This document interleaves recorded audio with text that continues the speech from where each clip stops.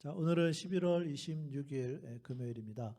오늘 주신 하나님의 말씀 고린도전서 11장 1절부터 16절 말씀입니다. 제가 가지고 있는 신약성경 276페이지에 있는데 우리 찾아서 함께 읽도록 하겠습니다.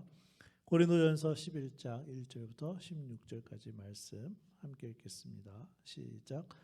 내가 그리스도를 본받는 자 된 것 같이 너희는 나를 본받는 자가 되라. 너희가 모든 일에 나를 기억하고 또 내가 너희에게 전하여 준 대로 그 전통을 너희가 지킴으로 너희를 칭찬하노라. 그러나 나는 너희가 알기를 원하노니 각 남자의 머리는 그리스도요 여자의 머리는 남자요 그리스도의 머리는 하나님이시라.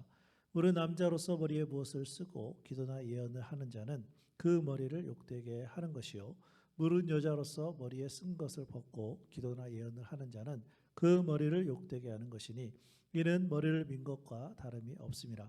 만일 여자가 머리를 가리지 않거든 깎을 것이요 만일 깎거나 미는 것이 여자에게 부끄러움이 되거든 가릴지니라. 남자는 하나님의 형상과 영광이니 그 머리를 마땅히 가리지 않거니와 여자는 남자의 영광이니라.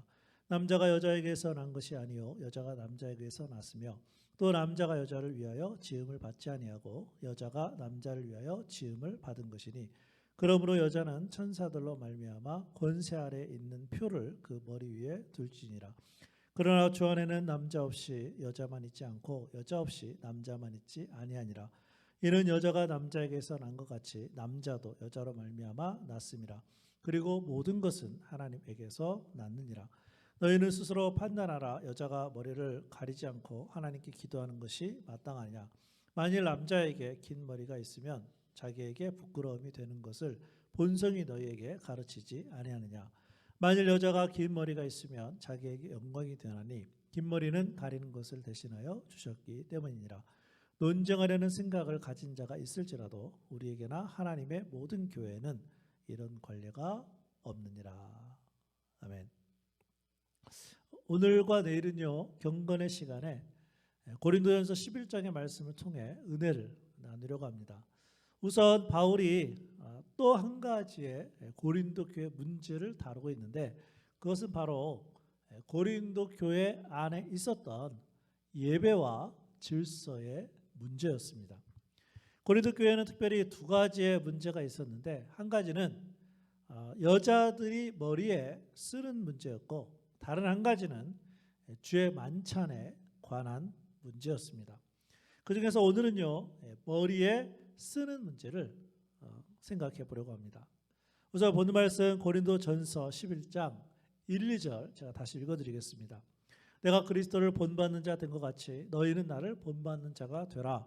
너희가 모든 일에 나를 기억하고 또 내가 너희에게 전하여 준 대로 그 전통을 너희가 지킴으로 너희를 칭찬하노라. 바울은 지금 좋은 전통, 즉 여자들이 머리에 수건 쓰는 것을 지켰던 고린도 교회를 칭찬하고 있습니다. 그러나 그러한 좋은 전통을 일부 여자들이 거절하면서 고린도 교회 안에 문제가 생기게 되었습니다. 그래서 바울은 이러한 현상을 본문 말씀 고린도전서 11장 5절에서 이렇게 기록합니다. 물은 여자로서 머리에 쓴 것을 벗고 기도나 예언을 하는 자는 그 머리를 욕되게 하는 것이니 이는 머리를 민 것과 다름이 없음이라. 자, 그럼 이러한 문제를 살펴보면서 오늘날 우리가 배워야 할 교훈은 무엇일까요? 우선 말씀드릴 수 있는 것은 교회에서 예배를 드릴 때 여자들이 수건을 쓸 것인지 수건을 쓰지 않을 것인지는 중요하지 않다는 것입니다. 다만 우리는 이러한 문화를 떠나 오늘의 말씀에서 우리가 배워야 할 원리적인 교훈을 살펴보는 것이 더 중요합니다. 한편 고린도 교회는 바울이 제시한 이러한 원리들에 순종했기 때문에 하나님께 쓰임받는 교회가 되었습니다. 자, 그럼 하나님께 쓰임받으려면 어떤 교회가 되어야 할까요? 첫 번째는 역할의 차이를 아는 교회입니다. 오늘 말씀 고린도전서 11장 11, 12절입니다. 그러나 주 안에는 남자 없이 여자만 있지 않고 여자 없이 남자만 있지 아니하니라. 이는 여자가 남자에게서 난 것 같이 남자도 여자로 말미암아 났음이라. 그리고 모든 것은 하나님에게서 났느니라. 남자와 여자는 다 하나님께로 났다는 말씀이에요. 하나님은 하나님의 형상대로 남자와 여자를 동등하게 지으셨기 때문에 성경은 기본적으로 남자와 여자가 평등하다는 사실을 강조하고 있습니다. 다만 남자와 여자는 질서가 있다는 것입니다. 그래서 질서에 따른 남자와 여자의 역할에 차이가 있다는 말씀이에요. 우리는 이 부분을 이해할 필요가 있습니다. 본문 말씀 고린도전서 11장 3절입니다. 그러나 나는 너희가 알기를 원하노니 각 남자의 머리는 그리스도요 여자의 머리는 남자요 그리스도의 머리는 하나님이시라. 무슨 말씀입니까? 남자의 머리는 그리스도, 여자의 머리는 남자, 그리스도의 머리는 하나님. 자, 그럼 하나님과 그리스도 중 누가 더 높습니까? 하나님이십니까? 아닙니다. 하나님과 그리스도는 동등하십니다. 다만 우리를 구원하기 위하여 그리스도가 하나님의 명령에 아들로서 예수님이 복종하신 것입니다. 아버지 하나님의 뜻을 이루기 위한 아들 예수님의 역할의 차이 때문에 그런 것입니다. 마찬가지로 여자의 머리가 남자라고 해서 남자가 여자보다 우월한 것이 아니라는 말씀이에요. 그러나 하나님은 가정에서의 역할로 남자에게 머리로서의 리더십을 주신 것입니다. 더 나아가 이것은 고린도 교회 안에서 하나님께 예배를 드릴 때 여자가 수건을 써야 하는 문제까지도 연결되는 말씀이에요. 여자의 머리가 남자라고 했는데 머리가 무엇을 상징합니까? 머리는 영광을 뜻합니다. 자, 그런데 교회에서 하나님께 예배를 드릴 때 남자의 영광이 나타나면 안 되는 것입니다. 그래서 여자가 머리에 수건을 써서 남자의 영광을 가리라는 것입니다. 이것이 여자는 남자의 머리를 이해했던 방법이었습니다. 덧붙여 남자의 머리가 누구입니까? 남자의 머리는 그리스도이십니다. 그러니까 하나님께 예배를 드릴 때 예배 가운데 그리스도 즉 하나님의 영광이 나타나야 하니까 남자는 수건을 안 썼던 것입니다. 이렇듯 고린도 교회는 남자와 여자의 역할의 차이를 알았습니다. 그래서 예배 때 여자들이 수건을 쓴 것입니다. 이러한 문화적인 상황에서 바울은 남자든 여자든 예배를 통해 하나님의 영광만이 나타날 것을 강조한 것입니다. 이처럼 고린도 교회는 남자와 여자의 역할 차이를 알고 하나님을 예배함으로 하나님의 영광을 나타냈고 또한 하나님께 쓰임받았습니다. 그러므로 우리 교회와 성도들도 어떤 예배이든 상관없이 예배 때마다 하나님의 영광을 나타내야 될 줄로 믿습니다. 하나님께 쓰임받는 교회는 역할의 차이를 아는 교회이고 두 번째는 성적인 차이를 인정하는 교회입니다. 본문 말씀 고린도전서 11장 5절 6절입니다. 무릇 여자로서 머리에 쓴 것을 벗고 기도나 예언을 하는 자는 그 머리를 욕되게 하는 것이니 이는 머리를 민 것과 다름이 없음이라.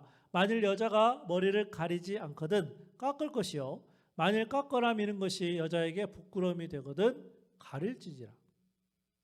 한마디로 말씀을 드리면 여자는 여자다워야 하고 남자는 남자다워야 한다는 말씀이에요.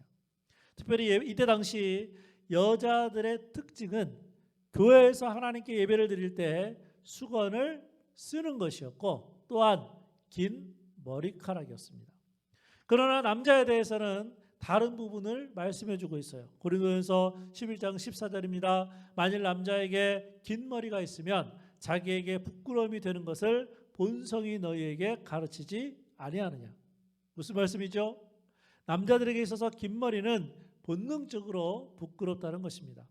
다른 말로 표현하면 남자에게는 머리를 짧게 함으로써 남성다움을 추구하려는 경향이 있다는 거예요.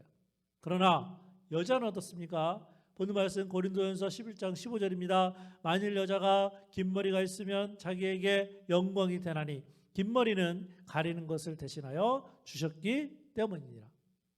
이 말씀에 의하면 여자에게 있어서 긴 머리는 수건 대신에 하나님이 주신 것입니다.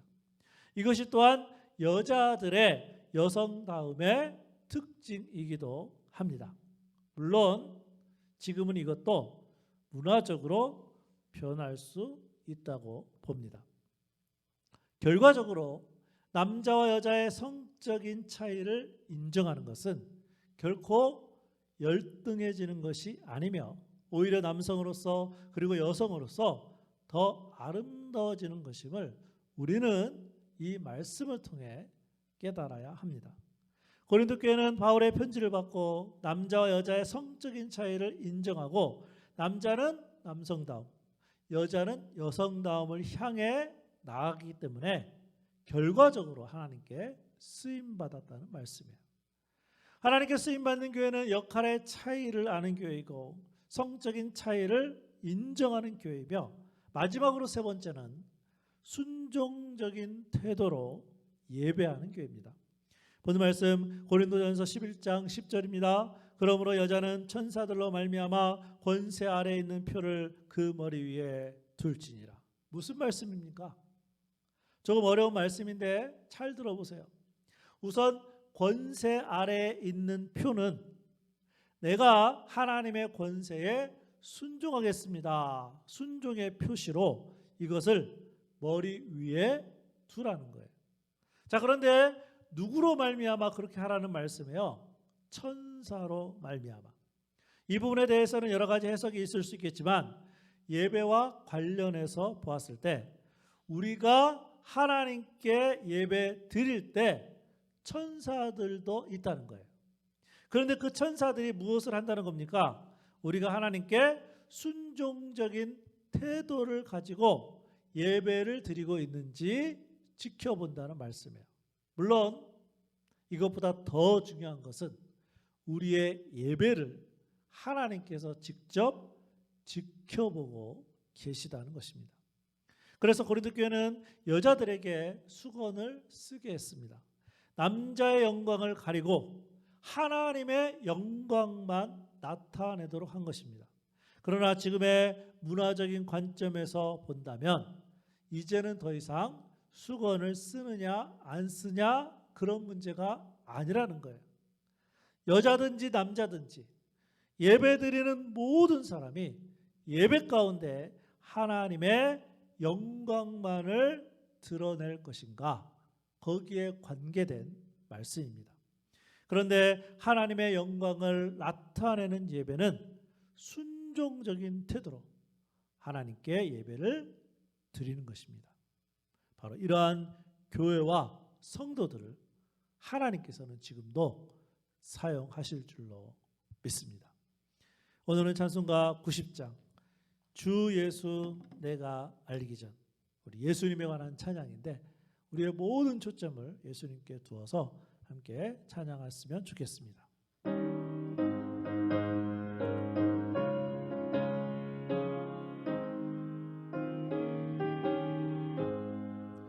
주 예수 내가 알기 전 날 먼저 사랑했네. 그 크신 사랑 나타나 내 영혼 거듭났네.